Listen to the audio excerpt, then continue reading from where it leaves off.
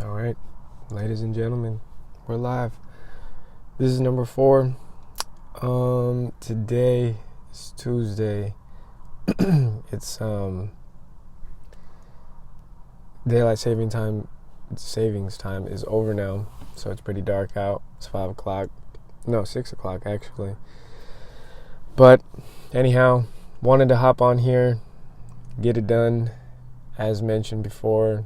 Stay consistent with the process, put some pen to paper, rather in this case, put some words to the mic, and just see how it goes. It could be a short one because I'll be honest, I don't have, too much on my mind at the moment. I mean, it's not true, but at least to talk about. But that being said, obviously we'll see how it goes. But I do have one thing, and I think this could, This could be something. But this past week really, I've been keeping up pretty closely with the Kyrie Irving situation. So if you're not familiar, let's see. Kyrie Irving is a basketball player, Brooklyn Nets, and at some point 2 to 3 weeks ago, maybe less than that, he shared a link to this book slash movie. You can Google it yourself if you're curious. Just type it in, Kyrie Irving shares link to book, and you'll come across it, which is still available on Amazon at the moment, interestingly enough. And he got quite a bit of flack for it. So I think they had a game maybe a day or two after, and there were people sitting sideline that had Stop Anti-Semitism shirts on. And then I think, I don't really know what happened after that, but essentially he got flack for it, and the reporters, there was a interview where these reporters had pressed him on whether or not he was anti-Semitic. And so from here, I'm just going to paraphrase as best as I can from that specific interview. But obviously you can go and watch this yourself if you're curious. But essentially they asked, do you apologize for being anti-Semitic, something like that, and then also promoting anti-Semitism. And his response was essentially something like, he didn't use the words "I am sorry" or say something like "I am being anti-Semitic," which is, to my understanding, what the reporters were hoping he would say, or the people that are trying to say that he is anti-Semitic. That's the kind of apology that they had wanted. But he rather said something like, I don't need to say that I am not anti-Semitic because I welcome all walks of life. I don't have hate towards any group. And that, again, watch the full interview if you want to hear what he said. But that was my understanding. I haven't watched it in a second.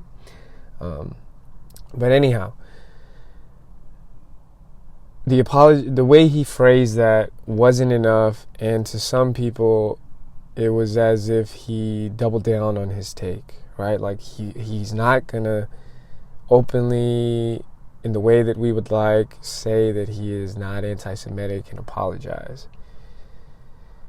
And so immediately after this, the NBA, the Nets, well, first I guess two things happened probably simultaneously.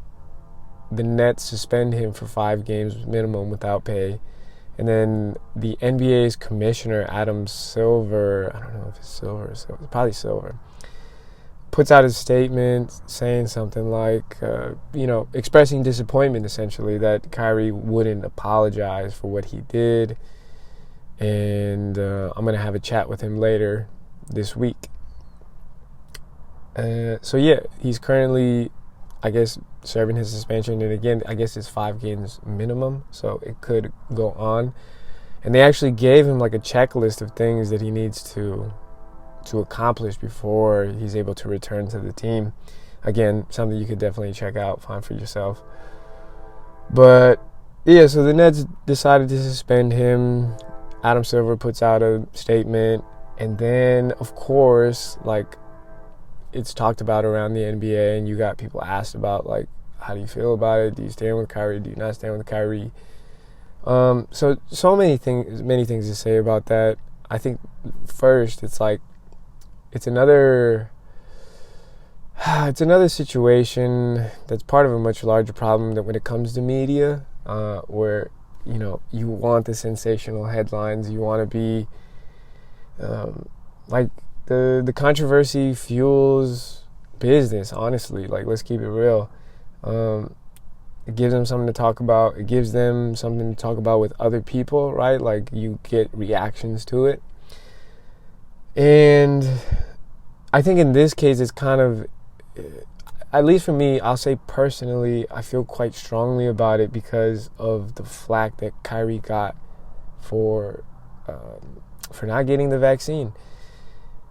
And that's a much larger conversation too, honestly, which I will definitely do at some point, I think, in length. But essentially, I'll just say here and now that I actually supported his position. I thought, I mean, what can I say about it now? Like, the right to make that choice, especially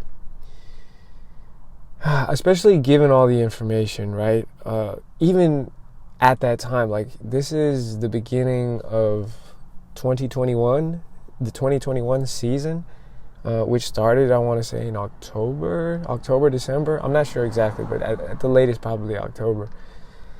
And at that point, I'm pretty sure it was evident that people with the vaccine were still catching COVID and transmitting it. So I guess the rationale behind the mandate was kind of moot at that point. I don't know if moot is the right word, but, you know, in my view, he was justified for making that decision. It was a personal choice. It's a medical procedure. And yeah, we'll leave it at that. Unless there's anything else. I mean, yeah, like, most of the NBA players are probably getting tested every day, if not multiple times a day. So it was perfectly reasonable for the situation to have continued. But I think the wrench in all of this, I'm sure the Nets would have probably tried to find a way, but the wrench in all of this was that at the time, New York City, I want to say, had a mandate probably for all of its residents or something like that.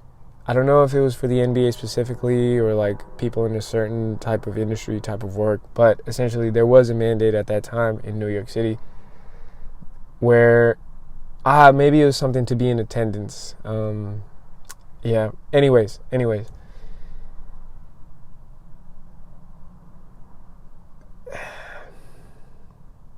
What am I trying to say here? You know, it's quite a lot, so I will be asking for some patience here.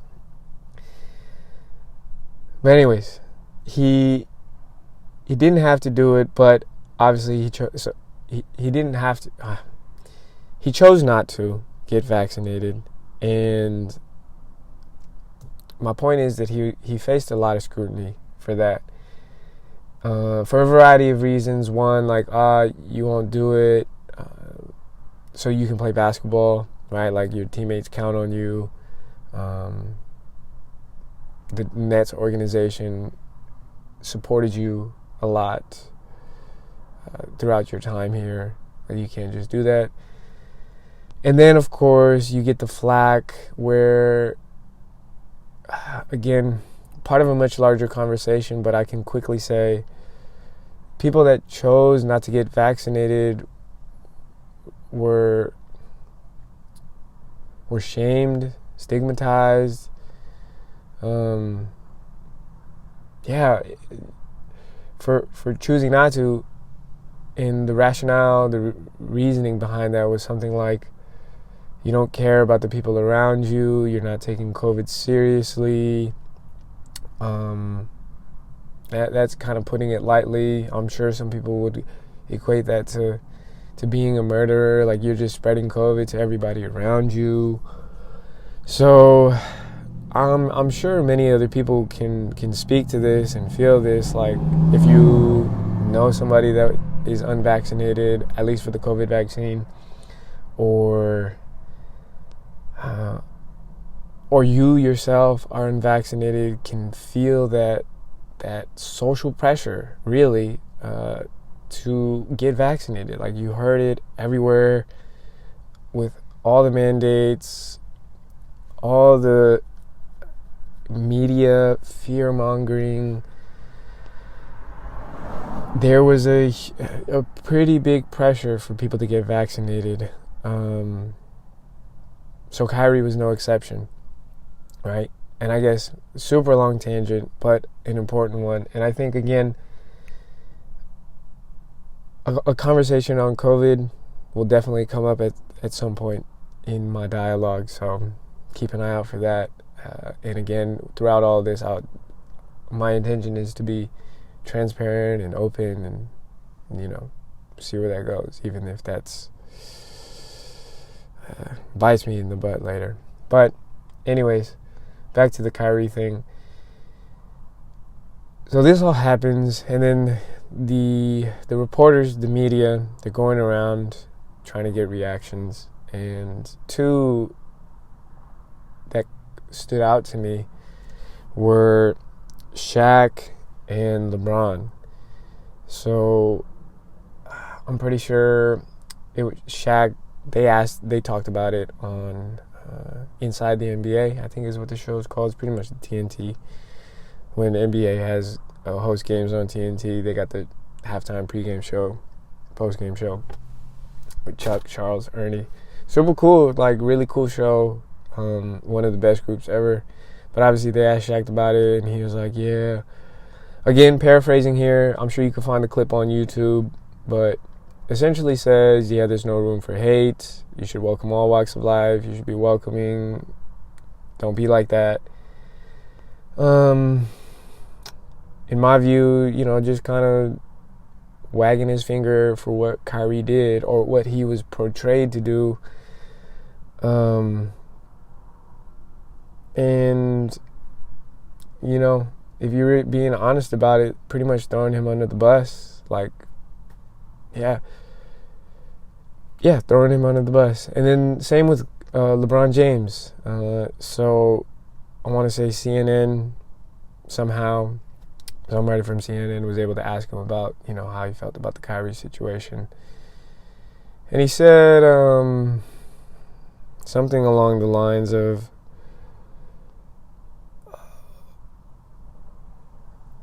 same as Shaq, pretty much. Like, there's no room for hate in this world. Like, how could you promote something that includes anti-Semitic content? I don't stand with Kyrie, right? Essentially, I'm sure, again, all of this stuff, if you don't believe me, check it out. And it was, I do my best to be unemotional about these things, because I think being emotional can cloud your judgment, right? But you do have, we all have our biases, we all have our strong feelings, things that we firmly believe, our gut instincts, right? Like, okay, yes, some of it may be BS, but, there's some truth to that, right? And just seeing how quickly these guys responded with those comments, like not even pausing to ask, like, damn, like, Kyrie, like, are you really like that? Are you really trying to put out harmful content? Are you really trying to promote hate? Or even just asking the question, like, are we sure that Kyrie Irving was trying to promote hate in this? situation by sharing that link. No, we just jump quickly to like, how could he? Right? How could he share that? And immediately to my mind, a lot of things came up, but essentially, I was thinking, oh man, if the NBA really wanted to make a statement on, crimes against humanity, why don't they be more vocal about the situation in China? Or why don't they cut business ties with China altogether? Obviously, that's probably not going to happen. So, to me, the whole situation was just another example of virtue signaling. And I put this in an Instagram post. So if you're listening to this and follow me on Instagram, I'll put it all there together. It was quite long when I look back at it. It's like nine pictures on Instagram, mostly full. But I fired it off pretty quick. It was really just like a lot of what I was thinking and feeling at the moment. And again, I just tried my best to speak on it as objectively as possible, but you can sense there's strong emotions in there, strong feelings in there.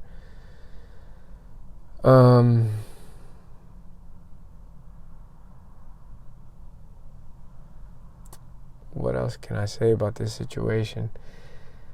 I guess I felt strongly about it because this is an example of a much larger problem that I've been observing and seeing in our time, which is this concept of guilt by association. And I actually shared this with somebody that reached out to me regarding my Instagram post, so I'll kind of just talk about it now. But essentially, I explained it like, if I share blank, that gives other people enough of a reason to make the claim that I am in full support, a follower, or in partial support / following of whatever it is that I shared, right? So let's take an easy example, right? One that I think most people understand. Like if I shared something that Donald Trump said, right? It's like, oh, like, check this out. Like Donald Trump said this, and I thought it was pretty interesting to share with the world. There's a group of people. There are people out there, small or large, medium, whatever it may be, that would say, this must be a Donald Trump supporter, right? How could this person? And then that's kind of like the initial observation, but then it's like it's a spectrum, right? Or I guess it's gradual how much you can increase the claims that you're trying to make. So it goes like, oh, this guy maybe listens to Donald Trump or is exposed to Donald Trump, and then it goes to a supporter and a follower, and then it goes to the unreasonable conservative, and then it goes to the QAnon and the MAGA, right? The ultra lunatic right-wing types, trying to burn down democracy types. And I explained it to this person that reached out to me, is like, yes, there's some validity there, right? Like if I'm sharing a whole bunch of content that comes from one person, you probably have sufficient reason and evidence to say like, oh, this person must be, a devout follower or a pretty big follower of whoever it is that they're sharing. But again, it's when these claims begin to be unwarranted, right? Without grounds, without evidence, without any real context or backing or rationale behind it. Like, based on the narrative at the moment in the past couple of years, given Kyrie's position on the vaccine, given his unfortunate situation now, you would think Kyrie Irving is a pretty despicable human being based on how a part of the media has tried to portray the man. But again, based on this concept of guilt by association. But if you know him, it would be pretty reasonable to say, like, yeah, like, this guy it doesn't make sense. Like, you're saying he is promoting hate, but I know the person. And yes, maybe they have some views that you don't agree with, but I would never think of this person to promote hate in the way that you are describing. So, watching, and you can see this happen so much in the current time. Again, the Donald Trump example is pretty easy, and it makes people cautious. And like, it'd be interesting to talk about what happens here. Like, if I can talk about that, if I know, it makes people cautious, right? People won't be truly open about their thoughts for fear of that public shaming, right? Getting called out by their peers, like, oh, there it is, another Donald Trump supporter or another white supremacist. We got him, right? So people aren't going to be really open about how they feel, what they're thinking. They're only going to say what they think you want to hear, or they're probably just not going to say anything at all, right? And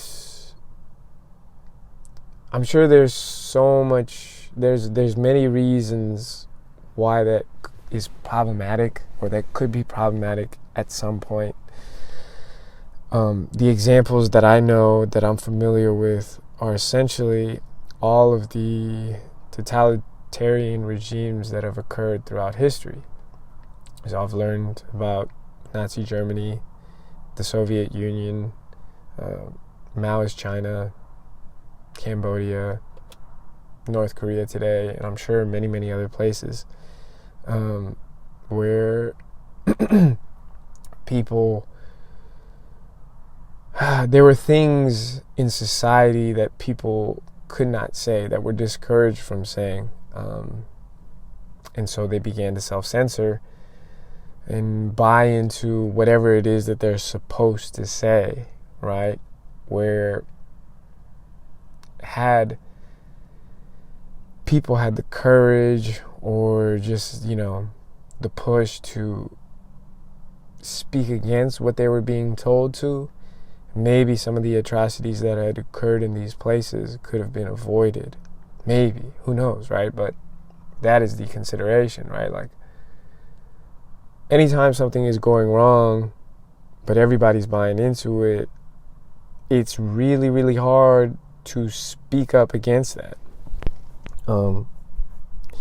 For many reasons, right? Like, if you want social approval, so you don't want to be the only one in the group that says something otherwise. Everyone's just gonna be like, dude, come on, what are you doing? Like, get with the program. So you're gonna feel that social pressure. And then in the context of these regimes, you've got, all kinds of stuff, from losing your job, you getting arrested, family members getting arrested, to the worst case in all of these cases, where you're being put to death, and your family members are being put to death for whatever your perceived crimes are. So I think there's a legitimate case to be cautious about finding guilt. Guilt by associating somebody with something else, right? Again, there is some validity to that, but I think we have to be careful. There's probably been a lot of collateral damage in the past, 3, 4, 5 years, maybe longer, where this concept of just Xing people out of society because they made, many times legitimate mistakes, and then other times, trivial, or I don't know, just out of context, or mistakes that people will take out of context, blow up out of proportion, and kind of just run with it, essentially. So I guess that's a good place to pause and just kind of recap. This past weekend, I put that Instagram post out again because I feel pretty strongly about this situation. And again, it was an example of a much larger problem that I've been observing in our current times. And I guess the last thing that I'll say, again, I will admit my bias here. Kyrie Irving is a person that really resonates with me. Like, he's a basketball player, obviously. I love basketball as well. He's really good, in my opinion. One of the most skilled players probably in history of the game. I won't say the most, but one of.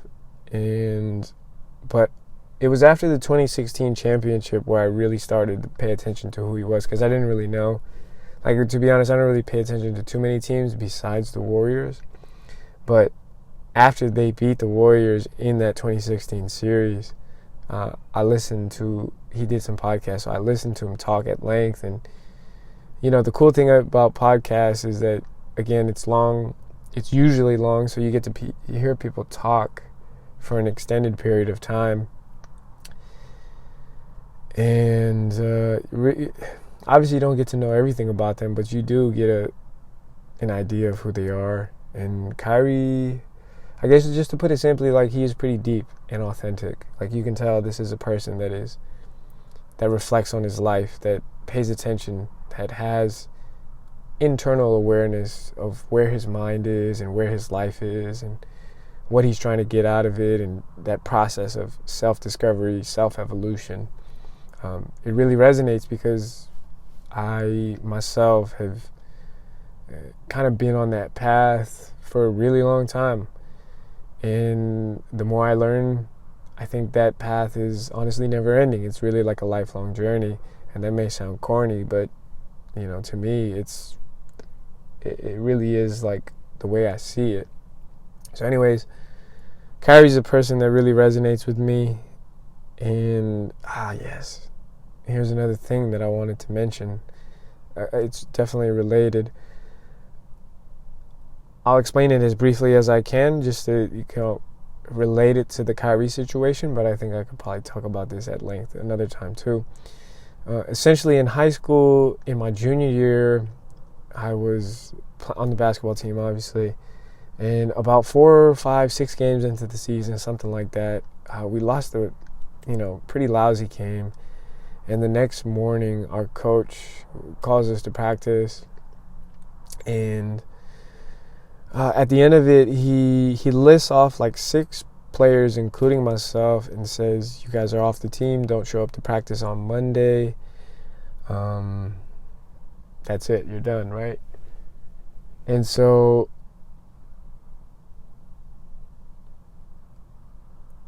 sorry, I just blanked because I think I saw some thunder, some lightning, but I didn't hear it. But there was a big flash in the sky. Anyhow, I'm sorry.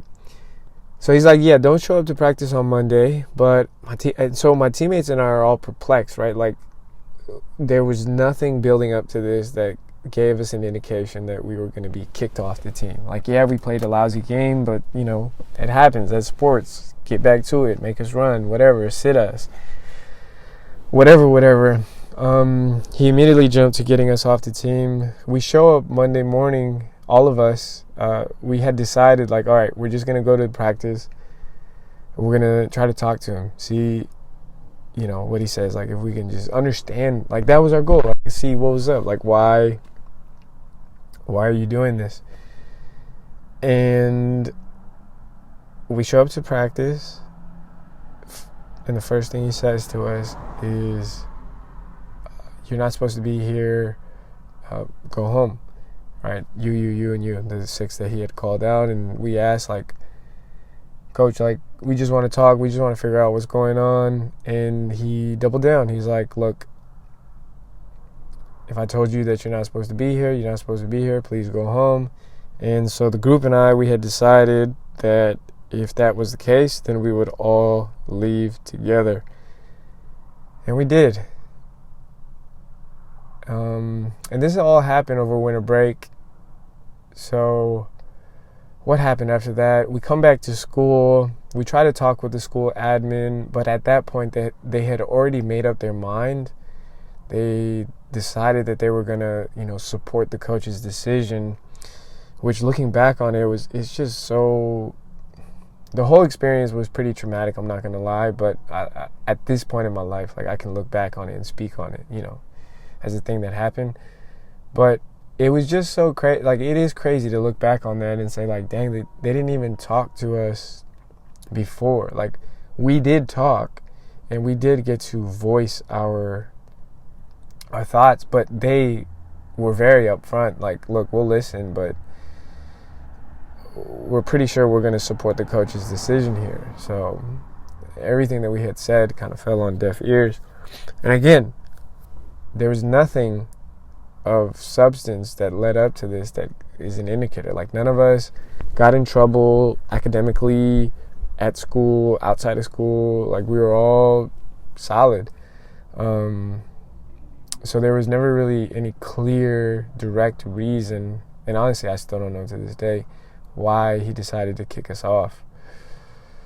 But anyways, it happened, and the response was pretty wild, man. Like, all the local news came and interviewed us at some point.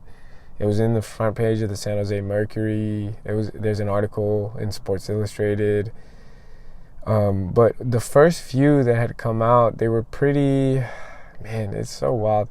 Like, I feel like we got set up. Like, the reporter asked us for, questions and stuff, but the tone of the article was, you just sensed that it was like, oh, these kids, I mean, Gunnarsson was perceived as ghetto, so that's probably how people interpreted it. Like, these kids that are disrespectful and lazy, don't show up on time, yada yada, feel like they are entitled to basketball. Like, they don't realize that it's a privilege, that it's something that you have to earn. And man, I'll never forget it. Like, they used one of the quotes from I won't say his name, but I don't know if people know who he is. Maybe the people that I was on the team would know. But anyways, one of the quotes that they used from my teammates at the time was like, we weren't that disrespectful. Like, they quoted that. And so the people ripped into that, man. Like, yeah, it's just these kids feel like they deserve playing basketball. They don't realize, again, that it's a privilege. And I'm like, I'm probably 15, 16 years old at this time, reading comments on the San Jose Mercury newspaper website. Hearing other people talk about it was pretty interesting too. Just in the basketball community, like, you could see posts about it, just like, oh yeah, these kids. When it was not the reality at all, I guess, is the point that I'm trying to make. And so, to some extent, I understand. I don't know, obviously, I'm not in his shoes. I'm not in anybody else's shoes but my own. But I do understand to some extent what it's like to have your image painted in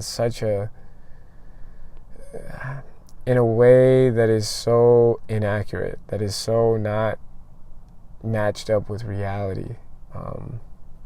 And you're kind of helpless, right? Like, almost everybody was like, yeah, these kids, they don't deserve to play basketball, right? Because, yeah, they just quickly jumped to that because of maybe Gunnarsson's reputation, maybe that quote, maybe how we looked, right? But then also, like, the coach talked a big game too. Like, he was really big on, yeah, I'm sure so many people have experienced it. Like, yeah, I'm going to get my players to college if they just listen and do the work. And I'm hosting practices every day, every other day, mornings and evenings, to help these young players out, but they don't want to buy in. I don't know why I'm doing a voice right now, but it's essentially, how he would portray himself to the community. And obviously all those things sound great, but did he follow through on that? Did it feel like that was how he was trying to approach his players? Not at all. And I think if you talk to anybody that's been through been coached by this person, and again, I won't say the name, but you can look it up. It's available. If you talk to anybody, you'll get a pretty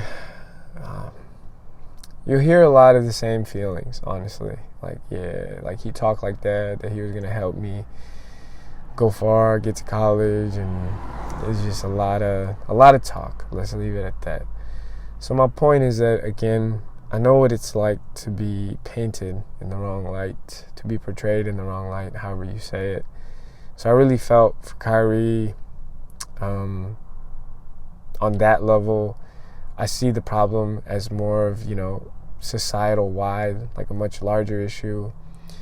I feel strongly, this was like basketball, it's the NBA. I feel strongly about that whole vaccine thing that he got ridiculed for, because again, like, I respected the personal choice. And I know I didn't do as good of a job explaining, all of that, which the next time I sit down to speak on COVID, I definitely will do a little bit more preparation. But I did reveal, my position on that. And again, I did support him for choosing not to get vaccinated. So I felt for him on that level too. And it's really interesting. Like, I fired off all those thoughts pretty quickly. Like, I was able to get them down pretty quickly. But then obviously, like, I had to sit on it for a night before I actually made the post. Just because, in these situations, you can choose to sit back, sit silent. Like, I didn't need to do this. Kyrie's probably not going to get support from my making this post. But who knows? Maybe, right? But all of that wasn't the point for me. The point for me was like, here's a situation where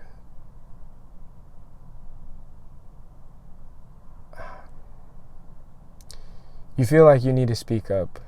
And I think that can probably resonate with a lot of people. You just see something in the world happening, and then it just doesn't sit right with you that this is happening. And then you see other people, jumping on the situation and exacerbating it, and so quick to point the finger and judge and ridicule and shame, that it's like, no, like, we gotta pause and really think about this.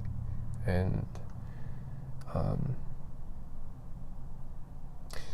the people on my Instagram, it's quite interesting because I have, friends from high school. It's really friends from high school and then friends from UCLA. So it's really a wide range of people, because in both of those places I met people like that are really doing all kinds of stuff in life. And maybe that's true in, wherever you go, or maybe it's unique to San Jose and UCLA. Who knows? I don't know. Like Silicon Valley, LA, UCLA, a lot of smart, cool people. Not all of them, but anyways, you get the point that I'm trying to make. A lot of different people.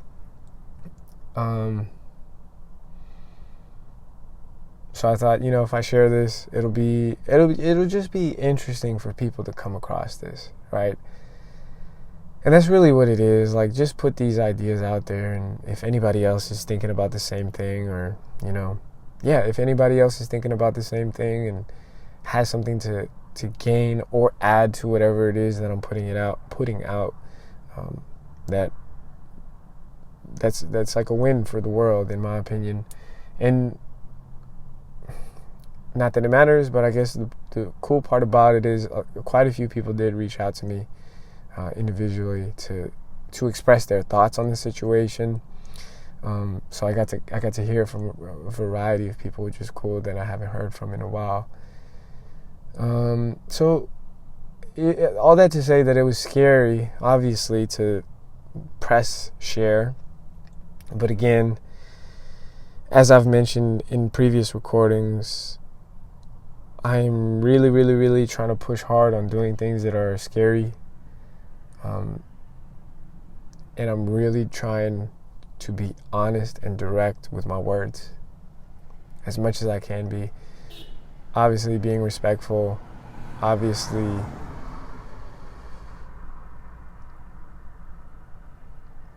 not encouraging hate or violence, but being honest and direct and say what it is that's on your mind. And that was a decent challenge, but I did it. The world did not end, which is cool, which means I'm still alive to keep going. And I think that's a good place to wrap it up, honestly. If you made it this far, I appreciate you. Hit me up if you're interested in getting in on a conversation, sitting down with me, talking about this stuff, other stuff that's on your mind. Hit me up. But otherwise, thank you for listening. Thank you for making it this far. And have a good night.